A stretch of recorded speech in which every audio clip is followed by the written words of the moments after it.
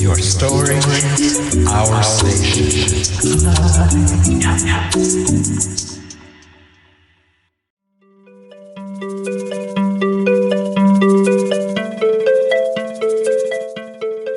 If you've ever felt trapped in that endless top 40 loop, you know the feeling.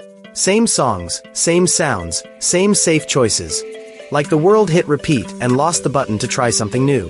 Today, I want to introduce you to a crew that's built to do the exact opposite. Change the station entirely. Bullet End Flight is based right in the heart of the 505, Albuquerque, where the green chili runs hot and the creative energy somehow runs even hotter. And when I say Bullet End Flight, I'm not talking about one single project or one single vibe. Think of it more like a parent company to a whole family of artistic misfits. People who don't fit neatly into the usual boxes, and honestly, don't want to. At the center of everything is a mission that's pretty simple to say, but not always easy to pull off. Elevate the voices that usually get talked over. The artists who get labeled too niche, or too different, or that weird one, too Albuquerque. Whatever that's supposed to mean. If you've ever heard something like that about your work, this is your invitation to pull up a chair. Because that's not a deal breaker here. That's the whole point. Bullet End Flight is built around inclusivity, creative community building, and giving underrepresented artists the megaphone they deserve. Not as a trend, not as a marketing angle, but as the core identity. It's a response to a creative world that can feel gated, filtered, and overly polished, where the most interesting voices get told to tone it down so they can be easier to sell. And here's where it gets fun. Bullet End Flight doesn't believe in staying in one lane. Because why would you? Why drive a sedan when you could take a spaceship? The whole approach is more like, what does human expression look like across every format? And then going after all of it. Let's start with music, because that's a major part of the DNA. The mindset here isn't pick a genre and stay in it. It's more like, what's the vibe and does it hit? That can mean the spiritual charge of gospel, the late-night pulse of house music, the smooth storytelling and emotion of R&B, or even that classic country charm where life falls apart but somehow the drink is still cold. It's not about fitting into a category. It's about making something that feels alive. But it doesn't stop at music. There's a strong dedication to the spoken word too. Podcasts that get into the real stuff, not just surface-level chatter, and poetry that doesn't play nice. The kind that lands heavy, the kind that says what people avoid saying, the kind that reminds you words can still be dangerous in the best way. Then there's film and TV writing. Getting into scripts that actually have a heartbeat. Not another recycled reboot of a reboot. Not something designed by committee to offend the fewest people possible. The focus is on stories with soul. Stories with perspective. Stories that sound like they came from real lives, in real places, with real edges. And of course, the stage. Because there is nothing like live performance. It's unpredictable, it's electric, and yeah, anything can happen. And usually does. The stage is where art stops being an idea and becomes a moment, right in front of people who can feel it in real time. So why would an artist want to plug into something like this? Because being a starving artist has been romanticized for way too long, and it doesn't need to be the default. And being a lonely artist, trying to build everything by yourself, with no village, no network, no support, That's even worse. Bullet and Flight is about building that village on purpose. The goal is to take the talent that's been brewing in the Southwest, often overlooked, often underestimated, and project it outward. Not in a please notice us kind of way, but in a we're already here, and we're bringing the whole sound with us kind of way. Bullet and Flight positions itself as a launch pad, a safety net, and the hype you didn't realize you were missing. And let's be honest, a lot of people are tired of gatekeepers. Tired of needing permission. Tired of feeling like they have to sand down everything interesting about their work to be taken seriously. If that's you, this is a space that's built for finding your tribe. People who want loud, weird, real art, and who aren't afraid to make it together. If you want to get in the mix, deombase is https://just-dominic. And if you want the visuals, you can find the YouTube channel at @JustDominicMusic. Bullet and Flight Music, LLC is the company behind it all. And the invitation is open. Check out what's being built, listen to what's coming out, and if you're ready to change the station, this is a good place to start.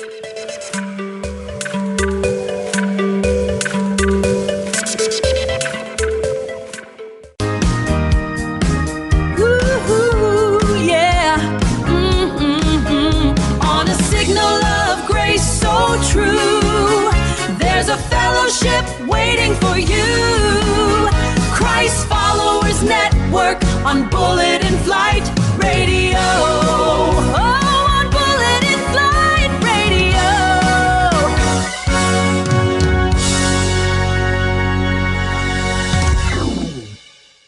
Welcome back to Bullet and Flight Radio, your story, our station. Today's episode is called Navigating the Shift, Economics, Ancient Wisdom, and Resilience in 2026 to 2027.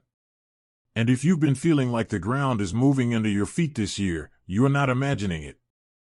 Here in the middle of 2026, the global mood feels tense. Energy prices have been unpredictable. The economy has that late cycle shakiness where everything still functions, but the strain is obvious. And the financial system, especially for ordinary households, feels like it's under a kind of grinding pressure that never really lets up. So what do we do with that? How do we think clearly in the middle of it, and how do we act without falling into either denial or despair? I want to offer a framework that pulls from three sources you don't always hear in the same sentence: the structural economic critiques of Richard Wolff and Michael Hudson, the spiritual and ethical depth of Ethiopian and esoteric traditions that insist justice is tied to spiritual survival, and the practical, grounded resilience that progressive Christian communities can build when they move beyond charity into mutual aid. This isn't about romanticizing the past or treating economics like a purely academic debate. This is about lived reality in 2026 and 2027, your bills, your community, your energy costs, your workplace, your church or community network, and your ability to endure and even build under pressure. Let's start with economics, because a lot of people can feel something is wrong but can't quite name it. And that's where Richard Wolff and Michael Hudson are useful. They don't just give predictions. They give diagnostic tools. They help us describe what kind of system we're actually living in. Both of them, from slightly different angles, land on a similar conclusion: the system increasingly rewards extraction instead of production. In other words, it's less about making useful things or improving real services, and more about pulling money upward through debt, rent, and monopoly pricing. Michael Hudson is famous for his critique of what he calls the rentier economy. The basic idea is straightforward. In a healthy economy, wealth grows by producing goods, improving infrastructure, innovating, and expanding real capacity. In a rentier economy, powerful players make money by owning assets and charging for access. Not because they created something new, but because they control a choke point.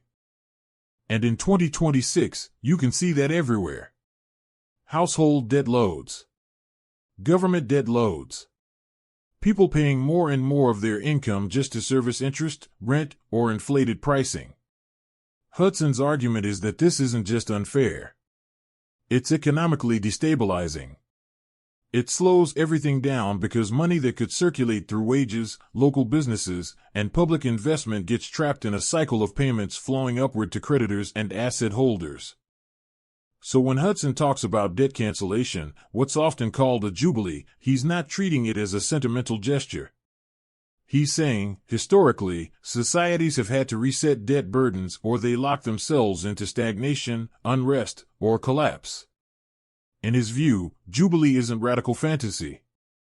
It's a recurring economic necessity when debt becomes a tool of permanent extraction. Now Richard Wolff complements that critique by focusing less on debt and more on the internal structure of the workplace. He makes a point that's so simple it can almost be missed. Most people spend most of their waking life inside an economic dictatorship. That's not a slogan. It's a description. Decisions about what gets produced, how profits are used, who gets laid off, and where investment goes are usually made by owners and top leadership, not by the people doing the work. Wolff argues that if we want to break the endless boom and bust cycle, the answer isn't merely switching private owners for state managers. His focus is democratizing the enterprise itself. His model is the worker self-directed enterprise, essentially worker-owned cooperatives, where the people creating the value also decide what happens to the surplus. And that changes the direction of the economy at the local level. Because when the surplus goes to distant shareholders, communities get hollowed out. But when the surplus stays with workers, it gets reinvested in local stability, better wages, better working conditions, longer-term decision-making, and less of that frantic quarterly profit obsession. So if you're listening and thinking, okay, but what does this mean for me, for my personal finances, here's one practical takeaway: try, as much as you realistically can, to align yourself with productive value rather than debt-dependent assets. That can mean supporting local tangible goods, community enterprises, and cooperatives, instead of putting all your hopes in speculative markets that only keep functioning if debt expands forever. Now I want to move to a second thread that might surprise some people: the link between Marxist analysis and ancient Ethiopian and esoteric Christian traditions. On the surface, they look like opposites. One sounds like economics and political struggle. The other sounds like sacred texts and cosmic meaning. But if you slow down and ask what each is trying to protect, a bridge appears. The Ethiopian Orthodox Tewahedo tradition, and the esoteric currents often associated with texts like the Keber Nagast and other apocryphal traditions, carry a strong moral architecture. Justice for the poor isn't optional. It isn't an accessory to religion. It's bound up with spiritual reality itself. In that worldview, there's a kind of cosmic order where exploitation is not just a social problem, it's a spiritual threat. And that matters, because one of the temptations of modern life is to treat economics like neutral math and spirituality like private inspiration. These traditions reject that split. They insist that how people live, how wealth is distributed, and how the vulnerable are treated is tied to the health of the soul and the integrity of the community. Think about the earliest Christian communities described in the New Testament world, and also the communal patterns in parts of Ethiopian Christian history. You see a model where people held resources in common so nobody was abandoned. You can call it communal solidarity. You can call it a kind of primitive communism. But the heart of it is the same: the community exists to prevent suffering from becoming normalized. And that overlaps with Marxist critique in a useful way. Marxism describes how primitive accumulation worked, how wealth was initially gathered through enclosure, coercion, and the stripping of communal resources into private ownership. The early communal Christian impulse stands as a moral counterpicture: resources organized around life, not around domination. Then there's the symbolic language. In esoteric interpretations, Babylon or the beast often isn't limited to a single historical empire. It can represent a spiritual principle: greed without limit, power without accountability, exploitation as a way of life.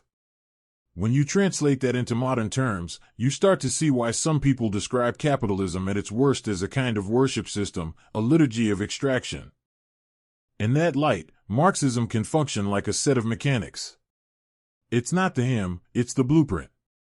It explains how exploitation is structured, how classes form, how profits are extracted, how debt and rent discipline entire populations. Meanwhile, the theological tradition provides the deeper reason why the human being can't be reduced to a commodity, and why a society that treats people as disposable will eventually corrode spiritually as well as politically. This is where liberation theology comes in, because it refuses to separate salvation talk from material reality. The synthesis is basically this: spiritual awakening is extremely difficult when people are trapped in constant material alienation. Marxism offers the how, the analysis of exploitation. The theological and esoteric traditions offer the why, the sacred value of human life that cannot be priced or owned. Now let's bring this into the third thread, because ideas don't matter if they never become practice.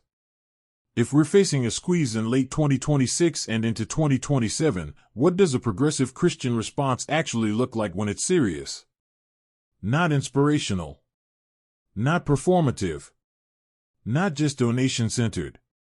Serious. The shift I'm seeing, and the shift I'm arguing for, is moving from a charity model to mutual aid infrastructure. Charity often keeps a hierarchy intact, the giver and the recipient. And sometimes that's unavoidable in an emergency. But as a long-term strategy, it can accidentally reinforce the idea that some people are permanently dependent and others are permanently in control. Mutual aid is different.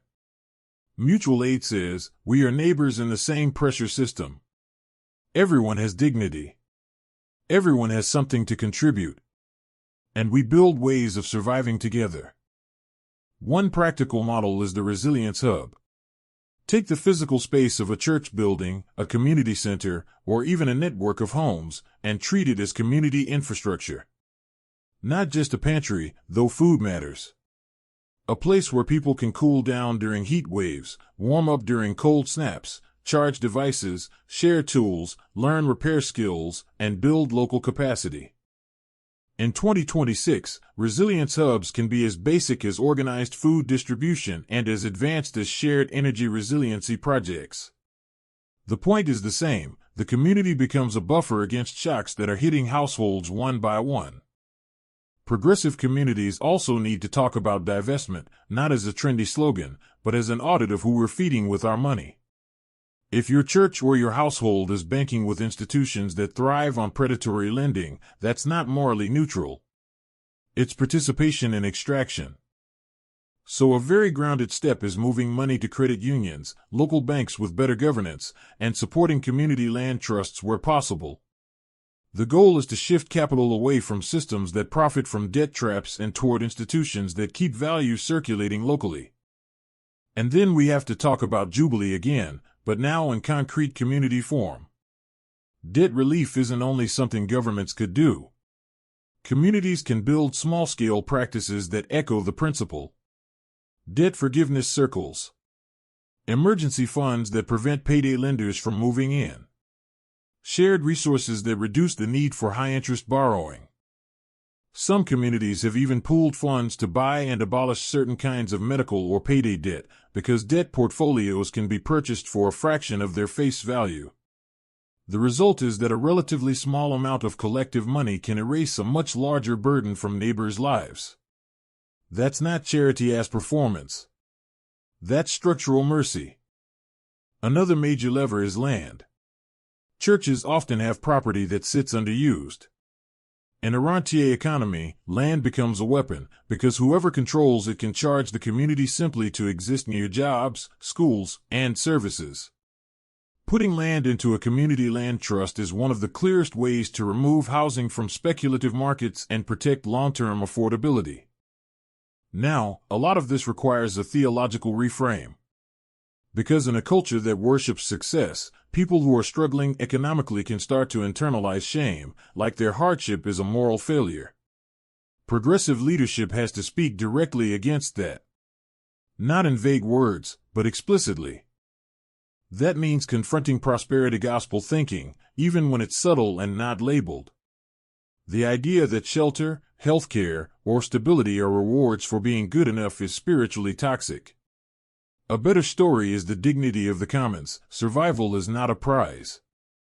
It's a human right. It's neighbor love made material. And leadership can't just be teaching. It has to be listening. One of the most necessary practices right now is creating spaces for lament and discernment. Places where people can say out loud what they fear: rising costs, AI displacement, layoffs, rent jumps, burnout, energy bills.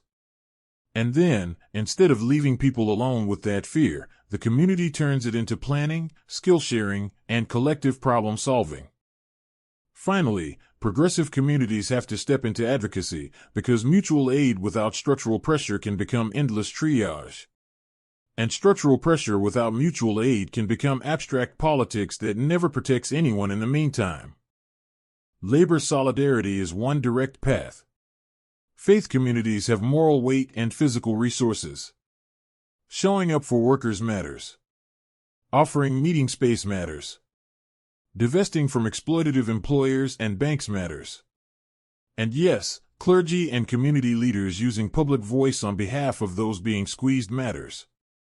Legislative pressure also matters. State-level debt relief programs, regulation of predatory lending, housing protections, and energy assistance that's designed for real people rather than corporate loopholes, these are not side issues. They strike at the extraction patterns Wolff and Hudson describe. Now let's talk about the energy crisis outlook, because energy volatility is a huge part of why everything else feels unstable. When diesel spikes, food prices move. When jet fuel spikes, supply chains jitter.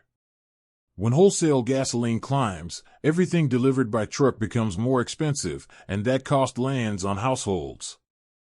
With disruptions in oil supply chains in the Middle East, we've been watching major price spikes in diesel, jet fuel, and wholesale gasoline. And most forecasts suggest this shock doesn't simply disappear next month. The expectation is that volatility will persist through the winter of 2026, then begin easing sometime in 2027. But easing doesn't mean safe. It means less acute. The system is still exposed. So what can people actually do in the meantime? I want to give you a set of survival strategies that are not glamorous, but they're real. First, energy decoupling. If you can install localized solar with battery backup, even partially, you reduce your dependence on a grid that can fail and on prices you can't control. Not everyone can do that individually, which is why community microgrids matter. Shared systems, pooled battery storage, and neighborhood-scale planning can lower the cost per household and spread resilience across more people. Second, thermal efficiency. This is one of the most overlooked strategies because it's not exciting, but it's powerful. Insulation, window film, heavy curtains, ceiling drafts, these are the boring upgrades that reduce your exposure to heating and cooling spikes. Passive temperature control is often cheaper than paying for energy you don't have to waste in the first place. Third, logistical localization. When transport costs rise, the long-haul supply chain becomes an inflation engine. Buying at local farmers markets or local producers, when you can, reduces your dependence on fuel-heavy distribution. It also keeps money in the community instead of sending it out to distant corporate pipelines. Fourth, community microgrids and pooled power. If the energy future is more volatile, then resilience becomes a shared project. Start with simple conversations: who has a generator, who has medical needs, who has a basement that stays cool, who has tools, who has repair skills, who can host charging, who can store bulk water, who can coordinate. This is what it looks like when a neighborhood is organized instead of isolated. And here's the deeper point: transitioning to electrified, localized energy isn't just green, though it can be. It's also a survival strategy. Centralized energy systems are vulnerable to geopolitical shocks, and 2026 is proving that again. Now I want to widen the lens back to the broader critique, because the phrase Western collapse gets thrown around in a lot of unhelpful ways. In the Marxist critique, as Wolff and Hudson articulate it, it's not a doomsday prophecy. It's a structural diagnosis. The argument is that the Western model has shifted away from productive capitalism, meaning a system that at least claims to build goods, infrastructure, and innovation, and toward a rentier model, where the dominant activity is extracting wealth through debt, land rents, and monopoly prices. One core feature of this shift is financialization. When the economy is financialized, the main way to get rich isn't making something useful. It's controlling money flows.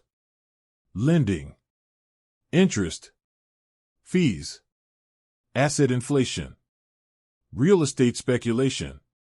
And the tragedy is that this siphons resources from the working population and from public investment that could build durable prosperity. Then there's the debt trap. When wages stagnate while productivity rises, people don't stop needing housing, healthcare, education, and transportation.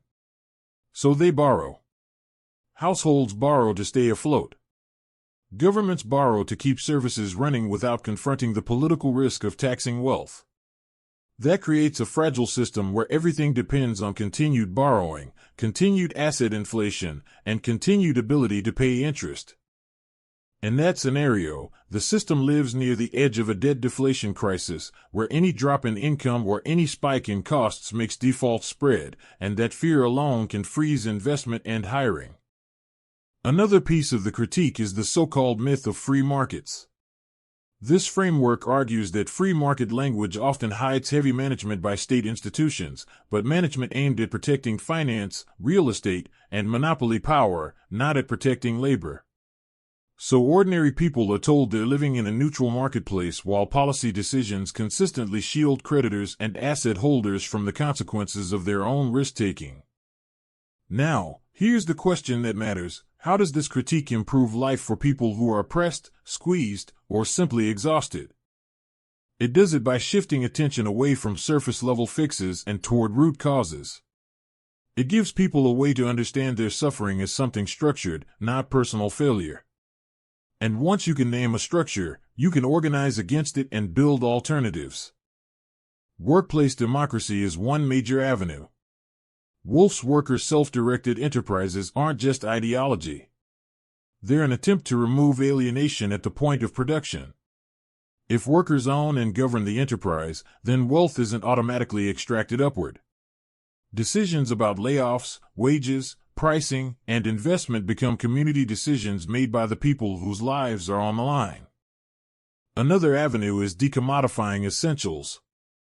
If housing, healthcare, and energy are treated as profit machines, then survival itself becomes a gambling table. But when essentials are treated as public goods or communal utilities, the baseline of life becomes less vulnerable to market swings. And that's especially important for people already living near the edge. Housing is a central example. If housing is treated as a human right and protected from speculation, then the rent burden, one of the primary drivers of modern poverty, can be reduced. Hudson's work returns to this again and again. Rent extraction is not a side effect, it's a main engine of inequality. Then there's Jubilee, debt cancellation. For the oppressed, Jubilee is an abstract. It's the difference between building a life and endlessly managing interest. It's the difference between investing in education, health, and family stability versus sending your future to a lender. And finally, this framework restores collective agency. It pushes people to stop thinking of themselves primarily as consumers trapped in a broken marketplace, and instead as producers and neighbors who are the real functioning core of the economy. That identity shift matters because it's where leverage comes from. Workers produce. Communities reproduce life. Without them, the system can't run. Remembering that is the beginning of organizing. Now let's tie this back into what progressive Christian leadership can do right now, not someday, but in 2026 and into 2027. First, build mutual aid infrastructure, not just donation channels. Increase network density. How many households are connected through childcare swaps, barter networks, food sharing, ride sharing, tool libraries, emergency funds? The stronger those connections, the less isolated people are when shocks hit. Second, reduce economic leakage. Pay attention to where money flows. How much is leaving the community to large banks, landlords, and predatory systems, and how much stays local in credit unions, co-ops, and local services? This is one of the clearest measures of whether a community is becoming more resilient or more drained. Third, strengthen resilience indicators. Not attendance numbers. Not budget size. Ask simpler questions. How many evictions were prevented? How many utility shutoffs were avoided? How many people stayed fed? How many families avoided a debt spiral? Because the community had real infrastructure and relationships in place? And beneath all of this is something spiritual and psychological, demystifying the economy. One of the most powerful acts of leadership right now is to teach, clearly, that the financial system is a human creation. It's not the weather. It's not gravity. It's not the unchangeable will of God. It's a set of choices, laws, institutions, and power arrangements, which means it can be changed, dismantled, and rebuilt. If you take nothing else from this episode, take this: resilience isn't just personal toughness. It's shared capacity. It's economic clarity. It's spiritual refusal to accept exploitation as normal. And it's the decision to build alternatives while the old system shakes. This is a volatile window between now and late 2027. Energy will likely remain unpredictable. Debt pressures will keep rising for many households. And the temptation will be to retreat into private survival. But private survival has limits. Community survival scales. So wherever you are listening from, ask yourself, what can you do to align with productive value rather than extraction, to build one mutual aid connection, to strengthen one resilience hub, to push one institution toward debt justice, and to make one practical energy decision that reduces vulnerability? Your story is still unfolding. And in a time like this, the story we tell with our actions is the story that becomes real. Thanks for listening to Bullet in Flight Radio, your story, our station. We'll be back soon. Well, the times they are a-changing fast. Some old truths just built to last. We're the Christ following network on Bullet in Flight Radio. Yeah, the Christ following network on Bullet in Flight Radio. Christ following network on Bullet in Flight Radio.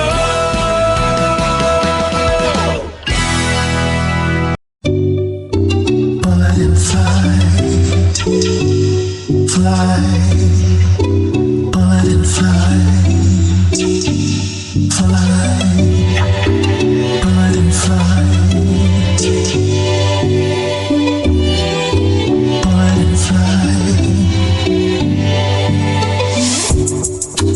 bullet in flight, bullet in flight, fly.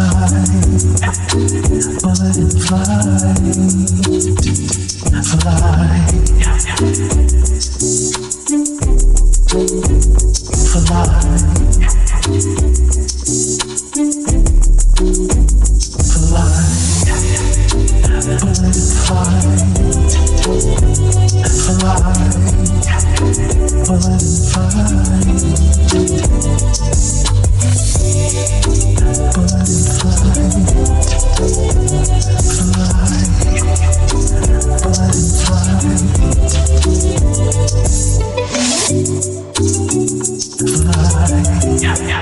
Your story,